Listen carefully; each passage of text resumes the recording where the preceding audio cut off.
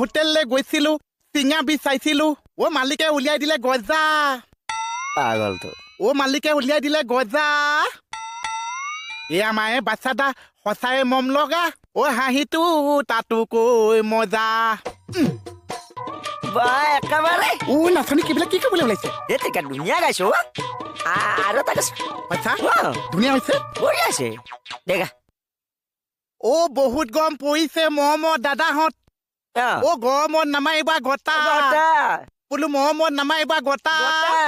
আমাৰ এই বাচ্চাদাই ছোৱালী বিচাৰি নাপাইছে দৰাডাল গোটেইটো টপা কি ক'লে দৰাডাল গোটেইটো টপা মই জানিছিলো নহয় তই কিবা এটা কৰিবি